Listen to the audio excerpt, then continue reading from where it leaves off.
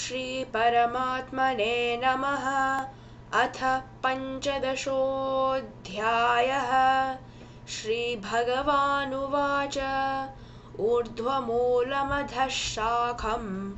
अश्वत्थं प्राहुरव्ययम् छन्दांसि यस्य पर्णानि यस्थं वेद स वेदवित् अधश्चोर्ध्वं प्रसृतास्तस्य शाखाः गुणप्रवृद्धा विषयप्रवालाः अधश्च मूलान्यनुसन्ततानि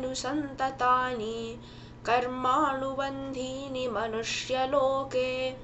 न रूपमस्येह तथोपलभ्यते नान्तो न चादिर्न च सम्प्रतिष्ठाः अश्वत्थमेनं सुविरूढमूलम् असङ्गशस्त्रेण दृढेन चित्वा ततः पदं तत्परिमार्गितव्यं यस्मिन् गता न निवर्तन्ति भूयः तमेव चाद्यं पुरुषं प्रपद्ये यतः प्रवृत्तिप्रसृता पुराणी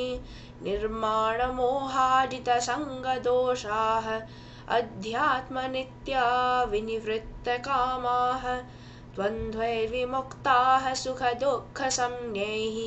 गच्छन्त्यमूढाः पदमव्ययं तत् न तद्भासयते सूर्यः न शशाङ्को न पावकः यद्गत्वा न निवर्तन्ते तद्धाम परमं मम ममैवांशो जीवलोके जीवभूतः सनातनः मनः षष्ठानीन्द्रियाणि प्रकृतिस्थानि कर्षति शरीरं यदवाप्नोति यच्चाप्युत्क्रामतीश्वरः गृहीत्वैतानि संयाति वायुर्गन्धानि वाशयात् श्रोत्रं चक्षुस्पर्शनं च रसनं घ्राणमेव च अधिष्ठाय मनश्चायं विषयानुपसेवते उत्क्रामन्तं स्थितं वापि भुञ्जानं वा गुणान्वितं विमूढानानुपश्यन्ति पश्यन्ति ज्ञानचक्षुषः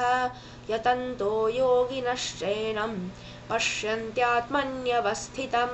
यतन्तोऽप्यकृतात्मानः नैनं पश्यन्त्यचेतसः यदादिव्यगतं तेजः जगद्भासयतेऽखिलं यच्चन्द्रमसि यच्चाग्नौ तत्तेजो विद्धि मामकं कामाविश्य च भूतानि धारयाम्यहमोजसा पुष्णामि चौषधिः सर्वः सोमो भूत्वा रसात्मकः अहं वैश्वानरो भूत्वा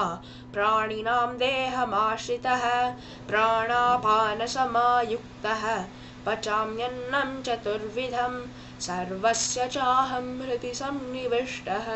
मत्तः स्मृतिज्ञानमपोहनं च वेदैश्च सर्वैरहमेव वेद्यः वेदान्तकृद्वेदविदेव चाहं द्वाविमौ पुरुषौ लोके क्षरश्चाक्षर एव च क्षरः सर्वाणि भूतानि कूटस्थोऽक्षर उच्यते उत्तमः पुरुषस्त्वन्यः परमात्मेत्युदाहृतः यो लोकत्रयमाविश्यः बिभर्त्यव्यय ईश्वरः यस्माक्षरमतीतोऽहम् अक्षरादपि चोत्तमः अतोऽस्मि लोके वेदे च प्रतितः पुरुषोत्तमः यो मामेवमसम्मूढः जानाति पुरुषोत्तमं स सर्वविद् भजति मां सर्वभावेन भारत इति गुह्यतमं शास्त्रम् इदमुक्तं मया नघ एतद्बुद्ध्वा बुद्धिमान् स्यात् कृतकृत्यश्च भारत। ॐ तत्सद इति श्रीमद्भगवद्गीतासु उपनिषत्सु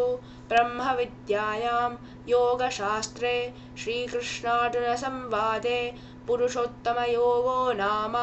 पञ्चदशोऽध्यायः।